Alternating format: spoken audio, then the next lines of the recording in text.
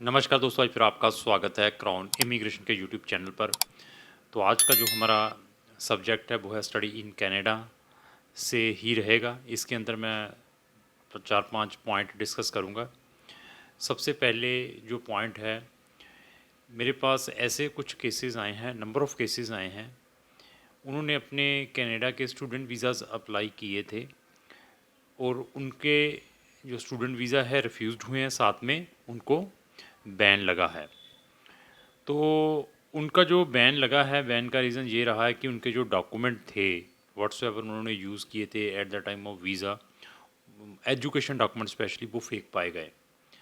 उसके बाद मेरे पास उन बच्चों के फ़ोन्स आए, उनके पेरेंट्स के भी फ़ोन आए, इवन कुछ बच्चे मुझे ऑफिस में भी मिलने के लिए आए कि सर हमारे साथ ऐसी ऐसी हैपनिंग हुई हैं।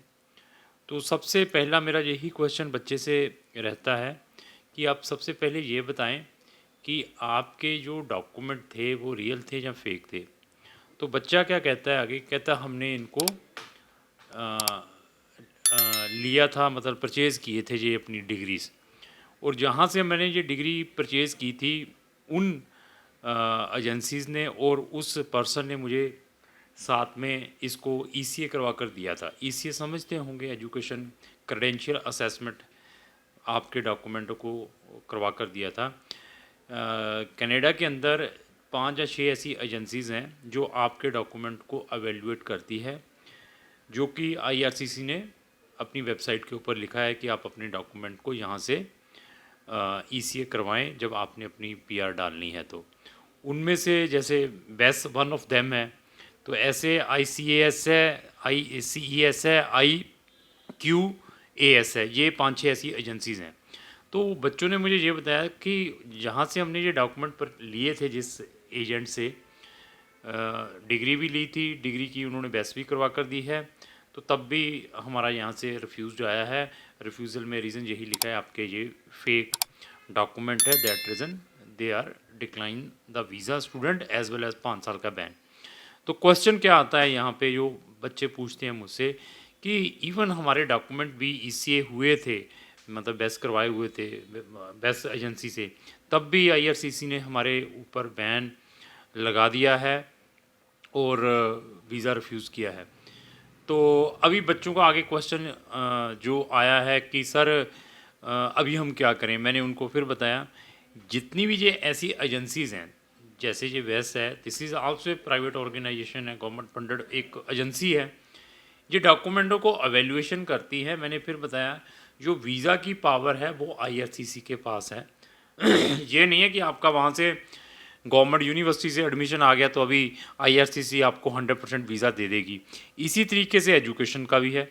एजुकेशन आपने एवेल्यूएट करवा दी है उस एजेंसी से, ऐसा नहीं है वो एजेंसीज ने आपको 100% ऑथेंटिसिटी दे दी कि आपका ये जेन्युइन डॉक्यूमेंट है। उन्होंने तो आपके कंटेंट जो मेंशन किए हुए हैं आपकी डिग्री के अंदर, उनको ही एवेल्यूएट किया है कि आपकी जो डिग्री है हमारे इसके इक्विवेलेंट है। उसके बावजूद भी आपको कनाडा के अंदर रिफ्यूज़ल देखने को मिल सकती है अगर आपके डॉक्यूमेंट फेक है। ये इनको छोड़ दीजिए, आपको कोई एजेंसी इस टाइप की भी मोटिवेशन देती है कि हम आपके डॉक्यूमेंटों को क्या भी करवा कर देंगे, ईसीए भी करवा कर देंगे कनाडा के लिए, अगर आप ये डिग्री हमारे थ्रू परचेज़ करते हैं। ये सारे का सारा स्कैम है। वो क्या करते हैं, एड्रेसेस भी उसी पर्सन का देते हैं जहाँ से उन्हें ट्रांसक्रिप्ट मंगाने हैं, ट्रांसक्रिप्ट भी मैनिपुलेट करते हैं, उसी बेस के ऊपर बहस होकर आ जाती है। तो इसको आपने अपने मद्देनज़र रखना है जब भी कोई फेक डॉक्यूमेंट परचेज़ करने के लिए जाते हैं। तो मैंने पहले भी वीडियोज़ में बार बार रिकमेंड किया है, फेक डॉक्यूमेंट लगाकर कनाडा का वीज़ा लेने की कोशिश ना करें, उसमें आपका ही लॉस होगा, एजेंट का कुछ नहीं जाएगा। तो हमारे पास जब भी आप आते हैं तो बच्चे और भी मुझे बहुत सारे क्वेश्चंस पूछते हैं जब आते हैं, सर मैंने अपनी जो एजुकेशन है NIOS से की हुई है या ओपन यूनिवर्सिटी से की हुई है, तो क्या ये कनाडा के अंदर एक्सेप्टेबल है। 100% आपकी जो एजुकेशन है आइदर ओपन स्कूल से है या आपने ओपन यूनिवर्सिटी से की है, वो कनाडा के अंदर एक्सेप्टेबल है जब आपने स्टूडेंट वीज़ा के लिए जाना है। स्टूडेंट का मैं बता रहा हूँ।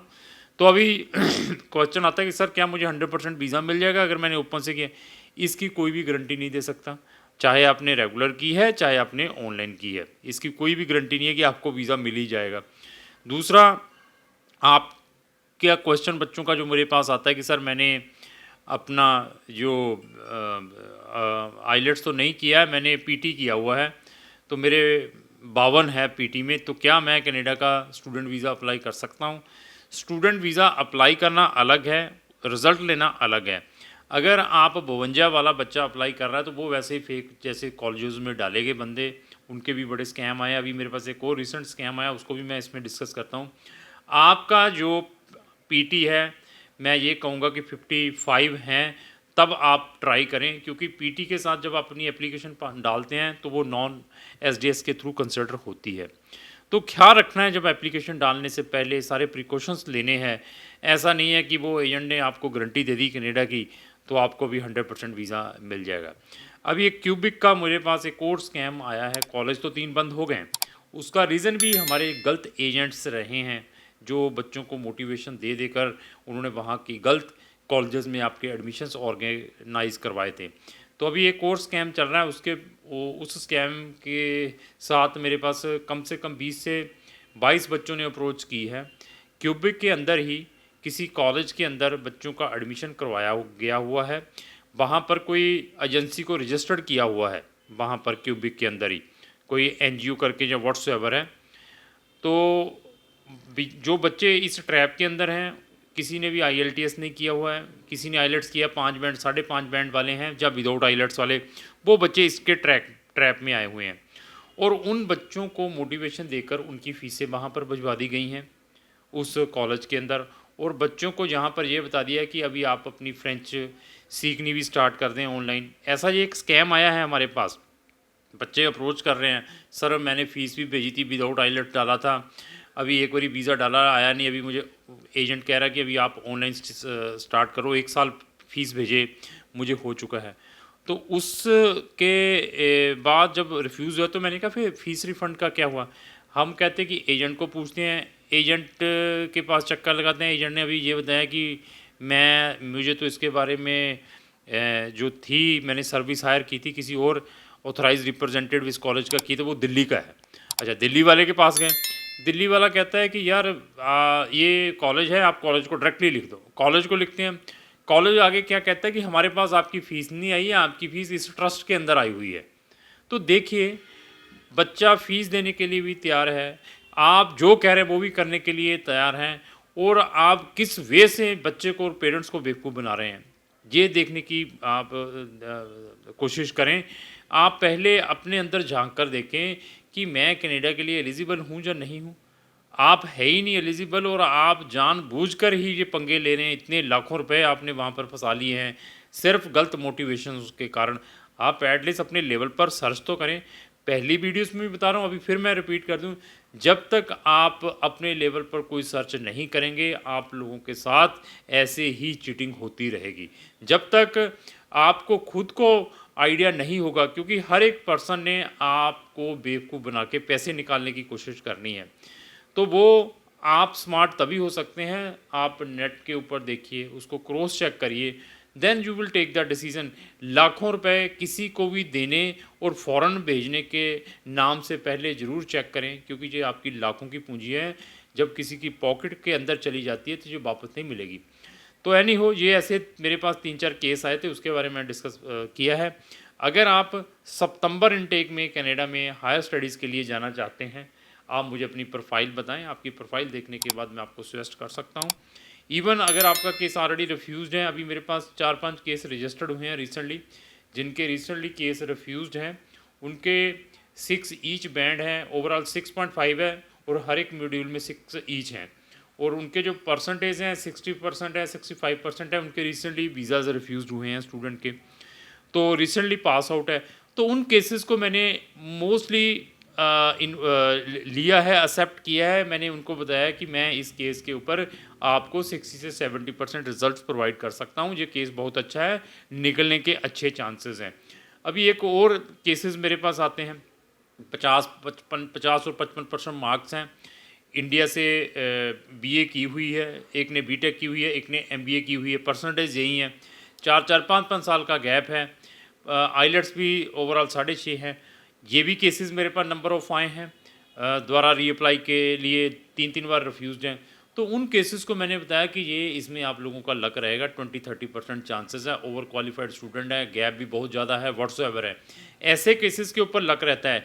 लेकिन जो पहले जो मैंने केस डिस्कस किया, अगर आपका इस टाइप का केस है, आपने 12th किसी भी स्ट्रीम में की है, इवन आपके कोर सब्जेक्ट में 50 से भी कम मार्क्स हैं, लेकिन अनदर सब्जेक्ट्स में ज़्यादा हैं, वीज़ा निकलने के आपके ज़्यादा चांसेस हैं, अगर आपकी प्रेजेंटेशन, अगर आपका जो एजेंट है वो कॉम्पिटेंट है। तो अगर कनाडा से रिलेटेड आपकी कोई भी क्वेरी है, इवन आपने टूरिस्ट वीज़ा अप्लाई करना है, स्टूडेंट करना है, रीअप्लाई करना है, आपका स्पाउस का ऑलरेडी रिफ्यूज़ हो चुका है ओपन वर्क परमिट, उसमें भी कोई हमारा ओपिनियन चाहते हैं, तो आप क्राउन इमिग्रेशन से संपर्क कर सकते हैं। क्राउन इमिग्रेशन के सोशल मीडिया के ऊपर इस टाइप की बहुत सारी वीडियोज़ हैं।